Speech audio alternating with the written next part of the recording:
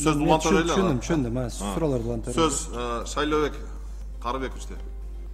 Рахмат, урматтуу төрага. Өкмөттүн үйүнүн алдына митингге чыккандар менен Улукбек Асанович акырында ушу бардыгына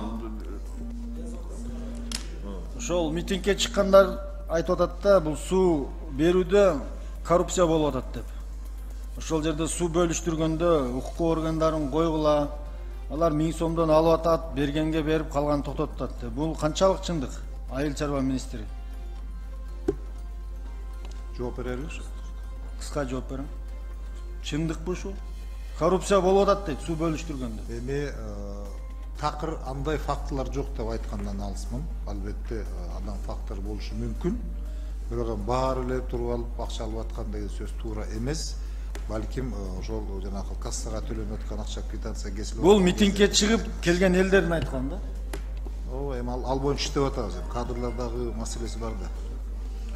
Экинчи, министрлер кабинетинин башчысы Улукбек Асамидинович, сиз качан келдиңиз ишке? Урматтуу ошол премьер-министр болуп келген айыңызды айтсаңыз. Урматтуу Шайлообек Карыбекович, сиздер бизди 2 февралда фракцияда карап 3 февраль күнү бекитип бергенсиздер быйылкы жылы. Ошол премьер-министр болуп келгенден кийин отчет бердиңизби жогорку кеңешке кылган иштериңиз боюнча? Премьер-министр болуп келгенден бери мен отчет берүүгө даярмын. 2020 жылдагы отчет боюнча биз сиздерге жазуу жүзүндө жөнөттүк. 2020 жылы 4 премьер-министр иштептир. Ошолордун отчетун биз сиздерге жазуу жүзүндө жөнөттүк. Ал эми бүгүнкү күндө 4 ай иштедик. 120 күн иштедик. 120 эми мындай алганда 4 айдын мен 100 күндүк отчетун бердим. Баягы өзүбүз үчүн даярдадык элек. Эгерде отчет толук бериш керек болсо, биз урматтуу Шайлообек Карыбекович отчет берүүгө даярбыз. Сизди дайындап атканда мен келе келем да, депутат болуп элем. Февралдан азыр сөзүңүздө жакшы сүйлөдүңүз. Мына суунун чечүүнүн проблемасы канал салыш керек деп. Салыш керек. Ошол ВЧК боюнча февраль, мартта эмнеге чара көрбөдүңүздөр эле? Мен келгенде эле тапшырма бергенмин. Тилек каршы мына суу чарбанын жетекчиси жаңы дайындалган. 1-2 айдын жүзү болду. Буга чейин жана Кокунбек Таштыналиев иштеген, билесиздер, көп жыл. Ал киши ушу арызы менен кеткен.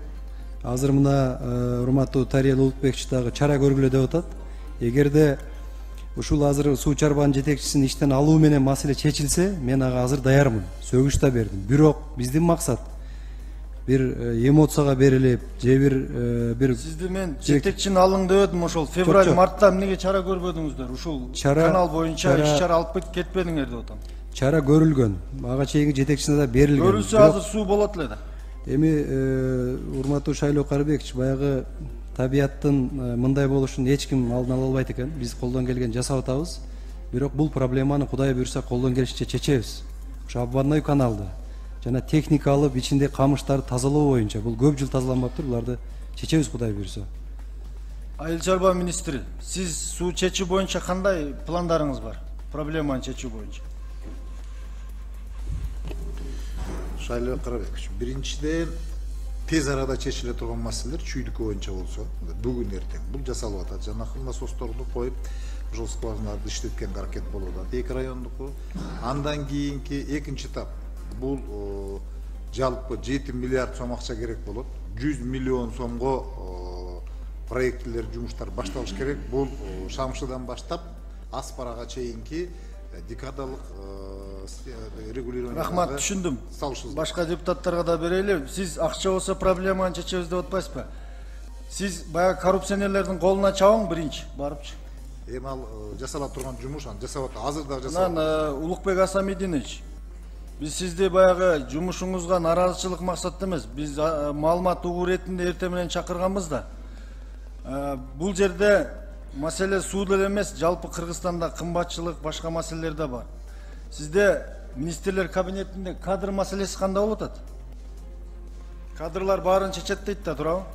Мына аркаңызды карасаңыз, билбейм, башка өкмөттөрдө баягы Абылгазиев коштошуп атканда дагы айтты эле элдер. Эгер ушунчасына биз айлык берип отурсак, бул өкмөттүн азайтыш керек экен депчи. Ушунча адам отурат аркаңызда. Эмне чечип атат булар? Кадрларды айттыңызчы, кандай коюп атасыздар? Же ушул сууну дагы сиз аркы бар буруп беришиңиз керек беле? Эң туура айтасыз Шайлоо Карыбекович. Мен ошондо барып туруп Панфиловдагы ылдый кызоонага айттым да, бул суу чарба сиз келип кеттиңизби деп элден сурасам көрө элекпиз деди. Анан мен ошонун негизинде сөгүш бердик, бирок эми суу эртеси барды, ойдогудай болбосо дагы бир. Улукбек Асанович, кечирип коюңуз, Жүздетирдей өзүңүздү барды бузуп да. койдум. Сиз сөгүш берип, аны бир ай күткүчөйүн элдердин клубникасы менен помидор курап калып атпайбы? Эми ошол баягы азыр бул кишини алып туруп ордуна башка кишини койсок деле ал деле жоопкерчилик албайт да. Ошон үчүн биз маселени чечелик. Сизге сунушум мындай да, Улукбек Асамединович. Силер министрлер кабинетине билимдүү болуп көрүнгөн, өзүн этичный элестеткен, бүт баягы мурун камалып, соттолуп, элдин ырыскысын жеп, назарынан калгандар топтолуп аткенсиңер да. Анан ошолор этичный болуп отурат экен столдочу. Силер эл аралап туруп, маселени чечкен, элдин тамырын кармай билген, эл менен достошуп, алар менен отуруп, баарлашкандарды ишке албайсыңар. Кана, отурат, бүт бардыгы аркаңызда отурат, эмне маселе чечип атат булар? Шайлоо Карыбекович, кыскартайлы. Кыскартканда, Улукбек Асамединович, мен сизге сунушум, сиз азыр сөзүңүздө да мен мынага суу берсем, буга бербей деп атат. Сиз суу чарба министрисизби же суу болуп иштейсизби? Айыл чарба министри болуп. Министрлер кабинети кадрларды алмаштыруудан, татыктуу кадрларды коюудан башташаңыз керек деп мен сунуш берет элем. Биринчи. Экинчи, агрардык өлкө болуп туруп бизде суу жок десек уят. Сиздер дыйкан чарбаларды чогултуп, мен сага гарантия берем. Мына эк өзүм алам деп айта аласыздарбы бүгүн? Алар коңшу мамлекеттер менен дагы бүгүн баягы семиртүүчү эмелерди келишимде, жер семирткичтер менен келишимдери жок отурушат. Бүгүн дыйкан чарбалар менен барып ал акыбалын сураган министр жок. Айыл чарба министрлигинде айлык аз болсо, жетишсиз кадрлар болсо, аларды реформага алып барыш керек. Өкмөт дыйкан чарбалар менен келишим түзүш керек. Анан чечкиндүү кадрдык реформа жасаш керек. Рахмат Шайлоо Карыбекович. Бардык сунушуңуздарды эске алабыз. Сиз менен мен өзүм дагы түз иштешүүгө даярмын. Буга чейин деле иштешип атабыз, Кудай буйрса. Өтө жүйөлүү сунуштарды айттыңыз, эске алабыз буларды. Рахмат.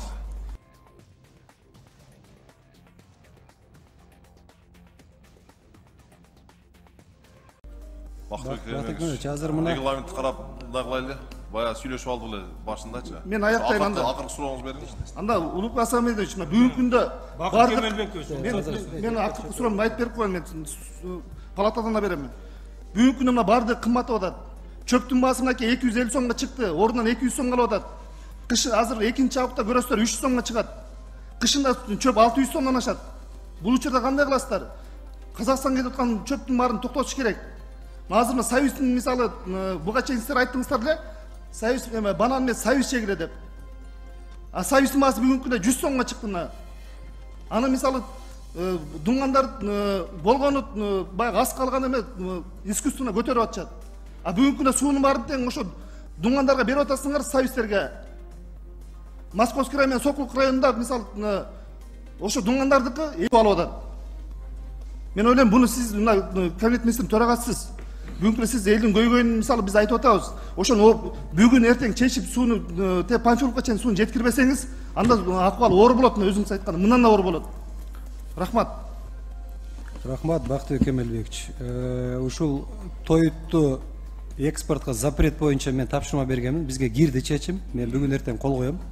Өзүңүздөр билесиздер, биз жылдын башында эле өсүмдүк майын, селитраны, ГСМди чыгарууга токтотконбуз. Бүт мына түштүк жакта өзгөчө бизге кирип атпайбы? Өзбекстандан селитр алып, кайра Өзбекстанга сатып аткан фактыларды мага айтып берди да Арипов. Өзбекстандын премьер-министри, урматтуу премьер-министр. Ошон үчүн азыр чектөөлөрдү киргизебиз. Биз бул боюнча Кудай буйрса азыр пландарды иштейбиз. Колдон келишинче. Мен бирок эч нерсени 100% чечем деп абишет этпейм, урматтуу депутаттар. Колдон келген жасайбыз. Анткени акыбал оор. Бул эми баарыбыз биргеликте ушуну чогуу элге да түшүндүрүп, сабыр кылып, ошол эле мезгилде кошуна өлкөлөрдөгү акыбалды да карап туруп эми бирге чыгабыз деп ойлойм. Мен эми баягы буга чейинки азыр эч ким мойнуна албаган мурасты биз мойнубузга алып атабыз. Тариф маселесин бир өкмөт мойнуна алдыбы акыркы жылдарда, урматтуу депутаттар? Биз эгерде азыр тариф маселесин элге ачык айтып чыгып, ушуну бир аз көтөрүп инвесторлорду алып келбесек, Мен ачык айтып коеюн, 1-2 жылдан кийин акыбал же свети жок кылабыз, же тарифти бир аз көтөрүш керек. Эки эле вариант. Туура түшүндүрүш керек, урматтуу депутаттар. Нурбек, Ушуну мен баягы Нурбек сунушум бар. сиздерге ошон үчүн урматтуу, туура көрсөңүздөр, кээ бир маселелерди биз элге ачык айтып, мындай келечек маселелерди чечип албасак, муну бирөө жоопкерчиликтин моюнга алыш керек. Ушул эле БЧК маселесин эмнеге мурдак өкмөттөр көтөргөн эмес? Мен айтып атам, Акылбек Сөз чакырып да айттым, Акылбек Сөз азыр каражат табайлы, 4 миллиард обводной каналга кетет экен, 52 миллион доллар. Ошону салайлы 17 километр. 30 куб суу Кудай буйрса ордуна түшөт. Эми урматтуу депутаттар, мындай да азыр чындап эле туура көтөрүп атасыздар. Bundan ары суу проблема болот. Только проблема болот суу. Бизде эле эмес, бардык өлкөлөрдө болот да. Ошон үчүн келиңиздер, сиздер да колдоп берсеңиздер, ушул маселелерди чогуу азыр эле мына мен ООНго да кайрылдым ушул боюнчачы. Карызыбызды кечкиле, взамен карыздын ордуна биз бюджеттеги акчаны сырт карызга төлөбөй ушул баткен ушул сууларга жумшайлык депчи. Рахмат. Улукбек Асамединович, сиз мына айтып атасыз, БЧКны кыдырып, эл менен жолугушуп, ушу Панфилов районуна чейин барып, Күркүлөк айылынан чейин бардым деп атасыз да. Барганыбызга бир 6-7 күн болду. Бирок бүгүнкү күндө суу чечилген жок. Сиз деген министр кабинетинин төрагасы, мисалы мен кечээ жалпак тилде премьер-министр деп айттым сизде. Буга чейин сиз премьер-министр болуп келгенсиз. Сиз бардыңыз да кеттиңиз, өзүңүздү бир гана селфи кылдыңыз. Facebook'ta PR kıldınız, boldu. Hani sıkılbasanız sizin o yardımcılarınız kıldı. Biz geçen soru versek yardımcılarımız gelip bizde komentari verip fake oyu yememene sokup atacak. Benim aytar dilem. El aytı odatına. Bayağı ministerler kabineti de. Kabinetten çıkmaya kalkan ministerler de odat. Ministerge elin uğuz jetkizip atam da. Bırak ne için bir cumada beri suyunu çeçken yoksuzları? Mana Панфилов районунда bir тамчы суу жок мынакей. Жооп бериңиз. Урматтуу депутаттар, урматтуу Бакыт Кемелович, мен сиздин эмоцияңызды туура кабыл алам. Мен деле депутат болсом ушундай жолго бармакмын. Дыйкан болсом мен деле ушинтип митингге чыкмакмын. Себеби суу тартыш болуп атат. Азыр мына маалыматты бердик. Мен өзүм барып көрүп келдим, Бакыт Кемелович. Барып көрүп келип, анан сиз пиар жагынан айтып атасыз, мен пиардан алыс кишимин. Бирок тилекке каршы коомчулук ушул кылган ишиңерди көрсөткүлө дегенден ошону пресс-служба жасап аткандыр. Мен дээримде мен пиардан алыс кишимин. Мен ишти жакшы көрөм. Тарбиям да ошондой, табиятым да ошондой. Жок, сууну эмне үчүн бүгүнкү эми мен сизге айтып коеюн. Урматтуу Бактыбек Кемелович, ошол жерге Кемелбекович. Бактыбек Кемелбекович, кечирип коесуз. Мен ошол жерге атайын өзүм барып көрдүм. Суу чарбанын башчысына выговор бердик ошонун негизинде. Ал барып көрбөптүр ошону. Ал менен маселе чечилбейт да. Азыр мен уруксат берсеңиз жооп берип коеюн. Анан барып элдер менен ошол жерде жолугуш өткөрүп сүйлөштүм. Жеринде уктум маселени. Тапшырманы бердик. Эртеси күнү түштөгү 12ге чейин ошол жерде суу 1 метр көтөрүлсүн, суу келсин. Ал жерде ошо маселе чечилди. Бирок биз аны кантип чечтик? Аны биз башка райондордон жанагындай кыскартып бердик да, башка айла жок. Кандай кылабыз? Каналды бүт сайды камыш баскан. Тилекке каршы буга чейин ал жерде ал жагына Казакстанга өтүп турган суу. Эми ошол кошуналарга илгери ошолор тазалап туруп, азыр тазалабай койсо, биз чараны көрүшүбүз керек. Бир топ жылдан бери камыш өсүп кетиптир. Адамдын боюнан бийик.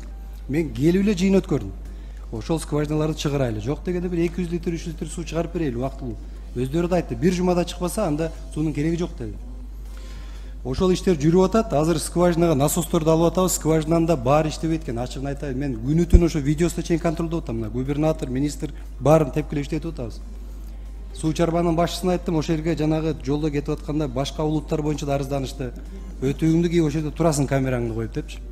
Анан эми ошого бул бир күндө чечилип калбайт экен. Биз мына Бишкекти да жаптык. Туура. Бакыт Кемелович, анан элдерге да биз ушуну мындай баягы туура жеткиргенге сиздерден жардам сурайбыз да. Байла жок иш бул.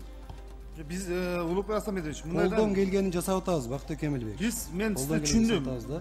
Бизден жардам эч кандай мисалы качкан жокпуз. Биз бардык нерсеге сиздерге жардам берип, мыйзамдарын барып кабыл алып берип, учурунда баарын бир мисалы 3 окуудан да кабыл алып берген учурларыбыз болуп атат.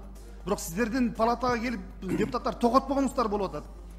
Жок, бу жерде Жок дегенде келип ушу түз эфирден ушу элдин биз өтүнүчүн суроосун бергенге сиздердин бул жакка келбей атканыңар депутаттар эмес, сиздер элди кыжырына тийип атасыңар. Экинчи, сиз премьерге келип баратканда дагы мен ушул суроону бергем. Сиз айыл чарба боюнча программаңызда турганда айткам, эң көйгөйлүү маселе бул суга суу. Бул ошонун ичинде эң орчундуу маселе бул чүй областы деп айткам сизге. Кандай маселеңер бар дегенде баардык маселе чечебиз деген. Биз мына айыл чарба боюнча кышында карадык. Январь, аяк февральда. Ошондо да суроо бердик. Жай келатат, жаз келатат, жай келатат. Сугат иштерин даярдыңар кандай дедик. Баары жакшы дедиңер. Мына азыр тиги вице кабинет министринин орун басары айтып атат. Биз тиги бир ай мурун план коебуз. Алдыга иш пландарды алып ошо менен иштейбиз дейт. Эгер сиздер бир ай мурун иш план кылсаңар, аны ушундай суунун мисалы жетишсиздик болот беле. Мен айтат элем, сиздин алда суу тажрыйбаңыз жетишпей аткандыгы бул. Сууну мисалы сиз барып элдин ошо көргөнүңүз бул жакшы, бирок кабинетте отуруп туруп, ала суунун жетекчилерин, өзүңүздүн орун басарыңызды, областын губернаторун, Ваткосту кеминен баштап тиги Панфиловка чейин сууну регулировка кылдырып туруп, сууну биринчи сууну кое берип туруп, анан Панфиловтан баштап сууну бөлүштүрүш керек. Эгер мисалы кеминен баштап тиги Московский районго суу жет сугарылып атат. Заявка мисалы Сокулукта же бөлөктөрдө 4 куб болсо 8 кубка чейин алдап атат. Ошол жерде мына сиздерде күч бар, күч органдары. Күч органдарын ар бир демеге коюп койбойсуздарбы? Мына начальник тиги облваткос турат, ар бир райондун начальник ООС турат. Түнөсүн ошол жерге бир ашып кетсе бир жума убакытты эптеп мындай выходтан чыгыш үчүн баардыгына мисалы жок дегенде Панфиловка бир 2 куб сууну жеткиргенге кудурет жетет. Мен мисалы былтыр мурдагы жыл ушул жерде мурунку премьер-министрлер иштеген эмес. Мурунку айыл чарба министрлер да жакшы иштеген эмес. Мына айыл чарба министри биринчи жолу эмес, экинчи жолу отурасыз. Ушул сууну мисалы аягына чейин мен кеминен баштап сууну коштуруп 3 суткада жеткирип, ошонун аягына чейин бир жумада дыйкандарды бир топ баягы жеңилдиктен алып чыкканбыз. Мунун эч кандай кыйынчылыгы жок. Ошо келип атканда суу сактагычынан Орто Токойдон 120 куб суу чыгып атат. Ама азыр айтыңызчы, мына Улукбек Асымбекович, сиз 40 район сиз наизусть билиш керек. Алла Чүй Токмоктон келгенде суу бөлүштүрүп атканда канча куб кирип атат Бычкага? Рахмат, Бактыбек Эмилбекович. Мындай болуп атат да, ошол суу сактагычтан биз сууну максималдуу чыгарып атабыз, 120 куб. 125 куб чыгарсак да болот, бирок жанында каналдар не выдерживает да. Анан биз ошол азыр ушул темпте кетсек, суу сактагычта июлдун жарымына барганда суу сактагыч почти 0 чөп да. Ал жагын дагы эске алып атабыз да. Биз эми Жок, азыр эң көйгөйлүү болуп атпайбы, Улукбек Асанбекович? Мисалы, азыр мына бир элдер помидорун кармап алып, союздун мисалы урмун кармап алып, сеип алып, чыкпай, күнгө күйүп атпайбы азыр? Жок дегенде бир суу караганга азыр баарына жетиш керек. Анан кийин экинчиси мына арпа, будай, жүгөрү бүткөндөн кийин жеңилдик болот баарына тең. Бактыбек Эмилбекович, мен оюм да куду сиздикиндей да. Ушу дыйкандарга боорум ооруп атат да мен дагычы. Себеби туура мына Америкадан алып келген үрөндөрдү сепкен жүгөрүгө мен сүйлөштүм. Азыр мына өзүңүздөр билесиздер, мен Кудай буйрса башым аман болсо, ушул сиздер колдоп берсеңиздер, ушул БЧК каналын азыр мына Замир байке да айтып кетти. Өзүңүздөр билесиздер, мына Очка бар, Аббандой каналды салышыбыз керек. Туурабы? 30 куб суу жоголуп атат ошол жерде. 17 километрде кемин жакта. 30 кубтан ашык суу жоголуп атат. Бул деген 30 000 литр суу жоголуп атат саатыначы. Ошол жерде тешиктер бар, башка ошону жамаш керек. Азыр бир техника жок болсо, мына өткөндө сурадым, давайте азыр техника алып берели. Срочно мен тапшырма берип атам, $200 000 болот экен, азыр бир техника алайлы, күзүндө бүт тазалайлычы. Жо, мен буга кошулам да, акыркы мына бул жерде облваткос турат, чүйдүкү. Канча жылдан бери Бычка тазаланбайт, айтыңызчы? Канча жыл болду тазаламаганда Бычка? Жооп берип койгула. Урсан Деваткулов, мырза. Бычканы биз баягы каражат бөлүнгөнүн жараша эле тазалап атабыз. Жок, канча жылдан бери тазаланбайт? Жылына канча акча бөлүнөт? Мизер бөлүнөт силерге. Жылына бир 3-4 километрден тазалайбыз. Бул 3 километр эмне деген болот? Мына келип аткан суунун 45% потеряда болуп атат. Суу эгер мисалы ошо Бычка тазаланбаса, суу жылбайт мынакей. Өзүңүз менен былтыр мурда жала айдадык. 4,5-5 суткада суу жетип атат. Бактыбек Эмилбекович, мен жооп берип коеюн. Ошон үчүн мына биз мына бул жерде ачык айтайын, жаңы тиги кабинет министринин орун басары отурат. 12-жылда ушундай мисалы суу болуп эме тартыш болгон. Ошондо бул рук аппараттын тиги областтын рук аппараты болчу. мына ошондо да керек болсо губернатор мына бул да сууга басып да келишкен эмес булар. Бул сууну түшүнбөйт дагы. Сиз буну бүгүн жиберип атасыз.